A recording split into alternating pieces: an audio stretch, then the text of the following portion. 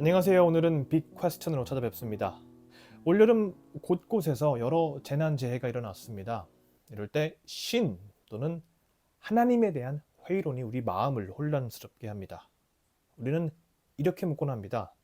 정말 신이 살아있다면 또는 하나님이 정말 사랑이시라면 도대체 왜 이런 재앙을 때로는 악을 우리 인생사에 허용하시는 것일까? 저는 이 영상을 포함해 총 3번에 걸쳐 이에 대해 나누면서 스웨덴볼의 신학저술 하나님의 섭리 내용 일부를 같이 소개하고자 합니다. 그렇다면 왜 하나님은 악을 허용하실 수 있는 것일까요?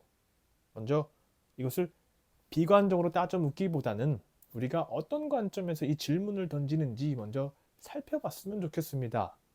무엇보다도 그분의 일하심의 정당함을 논하려거든 우리는 우리 자신이 아니라 그분의 관점에서 바라봐야 하지 않을까요?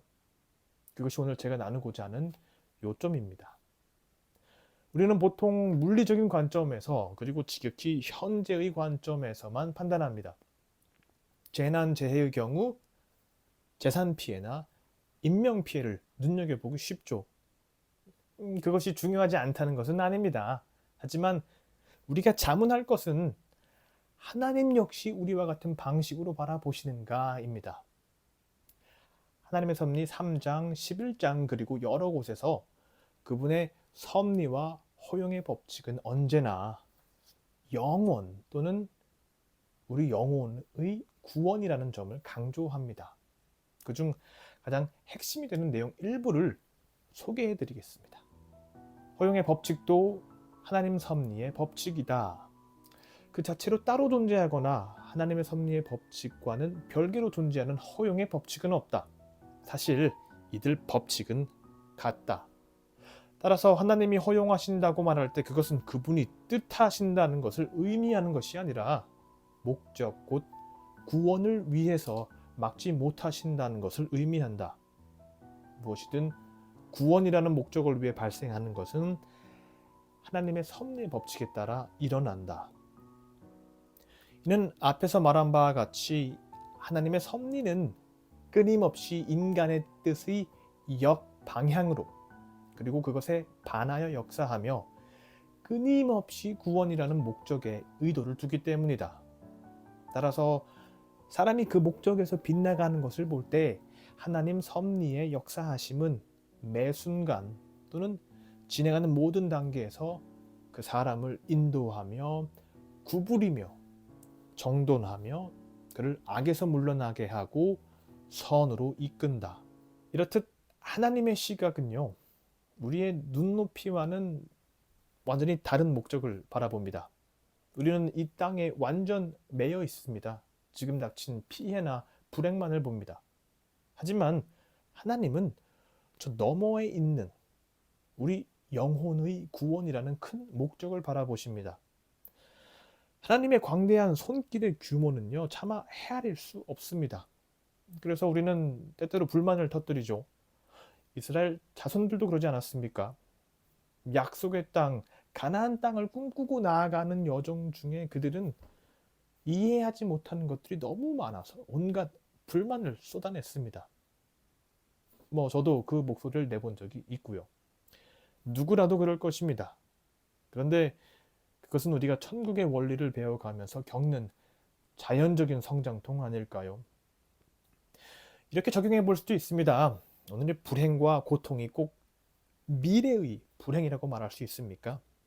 어떤 사고를 당했지만 그것이 미래의 더 큰 사고를 방지해 준 적 없었나요? 과거 또는 오늘의 실패가 우리 영혼에 약이 된 적은 없습니까? 어떤 사람들은 그러니까 인류의 수준과 본성은 개선 없이 정체되어 있다는 취지로 이렇게 말하기도 합니다. 전쟁, 기근, 질병의 역사는 반복되어 왔다. 하지만 그거 아시나요? 우리 인류는 그런 것들을 극복하고 언제나 더 나은 세상으로 나아왔습니다. 우리는 더 나은 이해와 문명을 꾸려왔으며 과거와는 비교할 수 없는 여러 가지 성장과 혜택을 지금 누리고 있습니다. 인간은 위기, 비극, 트라우마를 통해 사회적으로나 영적으로 성장합니다. 좀 한 가지만 짚겠습니다. 하나님의 방식에 관해 논하고 이해하려 한다면 우리는 하나님의 관점에서 그렇게 해야 합니다. 그분의 관점은 지금 당장의 물리적 피해나 손해가 아닙니다. 영원의 관점에서 본 우리 영혼의 구원입니다. 사실 이것을 머리로 한다고 해도 우리는 결코 그분의 섭리를 세세히 알 수도 없고요. 알려고 해서도 안 됩니다.